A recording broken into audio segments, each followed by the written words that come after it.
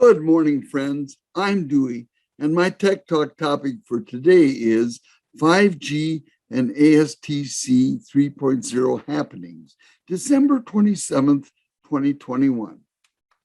If you had to guess the number one worry for airline execs right now, what would you say? Omicron causing staffing shortages, rude passengers refusing to mask up?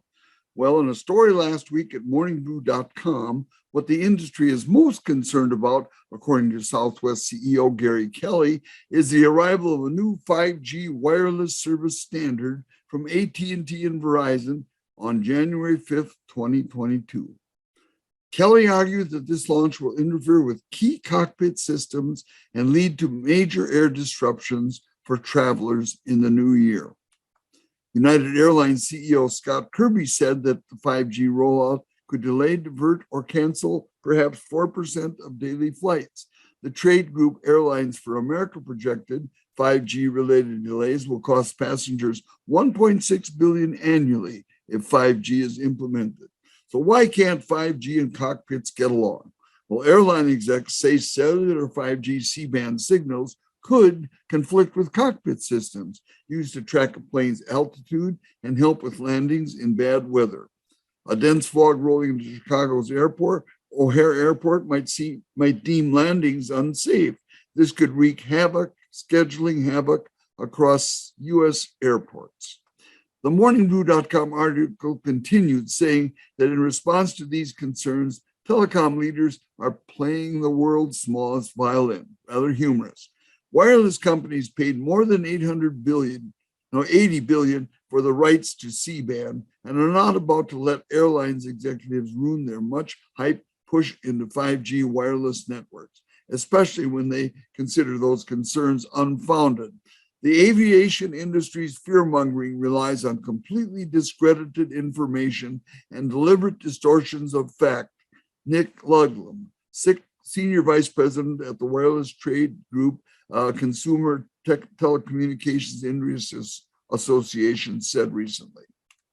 Telecom and aviation industry leaders are locked in high-stakes negotiations with the White House and government regulators over a deal that would dim their 5G signal power near airports. This topic was discussed at last Thursday's Tech for Seniors live show. Now, Ray Baxter commented that cellular companies do a lot of business around airports and want to be able to provide 5G service there as well. Ron Brown mentioned that 5G has already been deployed in parts of the world like Southeast Asia and India, including at airports. In fact, Ron said China is now moving into 6G. TFS security staff member Bob Gustisha brought it home, saying, in this case, you have the airline still trying to use old bandwidth, which really should be retired. And that's where the problem comes in. They're behind and don't want to upgrade and move away from old technology. I think Bob made a very strong point. However, development, testing, and implementation of new control systems, which would be compatible with cellular 5G C-band, is certain to take several years.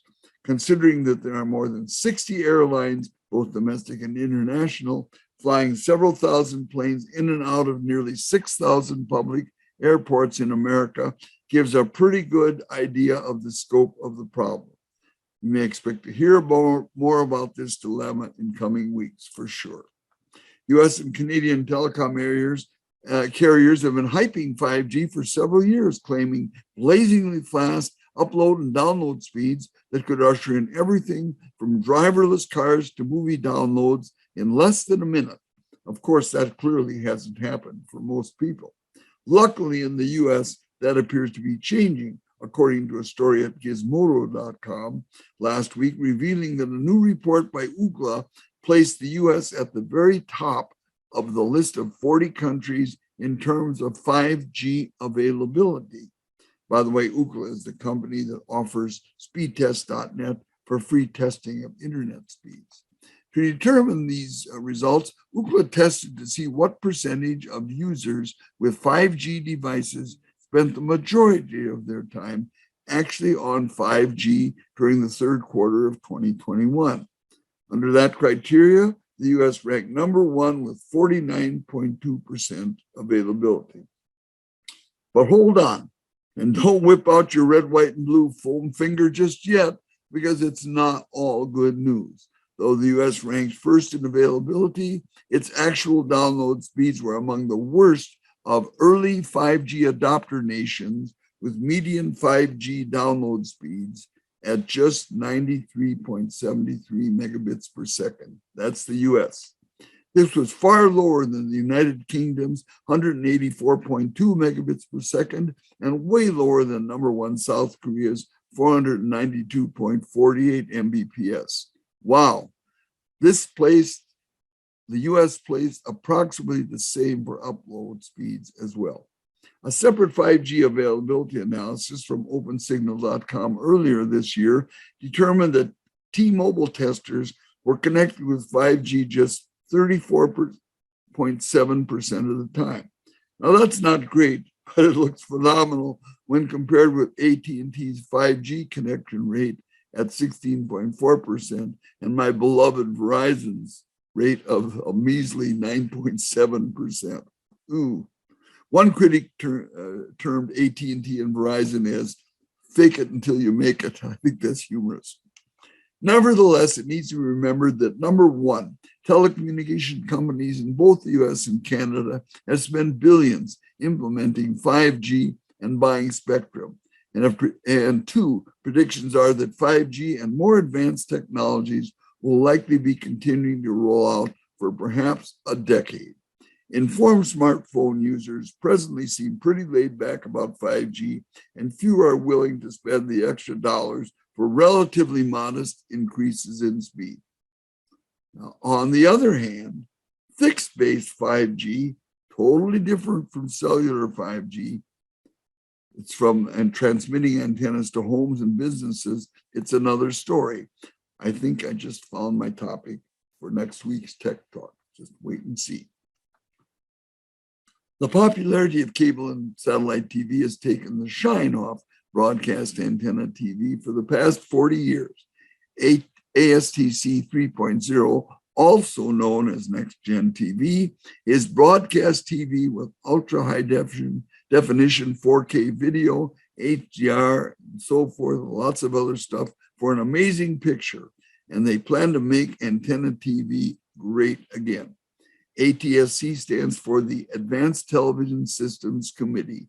It's a television industry-sponsored group that promotes and helps establish international broadcast TV standards, and that's their logo at the right. CordcuttersNews.com reported last week that Next Gen TV is launched at WHTM TV in the Harrisburg, PA television market. It's common in Next Gen TV launchings that other area stations, whether they're over the air, cable, or satellite, cooperate to ensure the new Next Gen station's current programming remains available to all viewers using the present standard. You understand, the new stations don't have enough bandwidth to do both for a while. Antenna viewers can simply rescan their TV sets to ensure full TV service. With Next Gen TV, viewers will get improved video and sound quality, added voice clarity, consistent volume across channels, enhanced internet content on demand, and advanced emergency alerting functions to help keep viewers better informed. I first told you about Next Gen TV last April, and I'll refresh your memory on it next week, along with updated information on 5G fixed base, which I told you about, which provides home and small business high-speed internet. I'll close today's Tech Talk with this brief story. At last Thursday's Tech for Seniors Live, my good friend Ron Brown was again belly aching about the short battery life of his Samsung Galaxy Watch 4 because recharging his Watch 4 takes longer than his morning shower and getting ready for the day.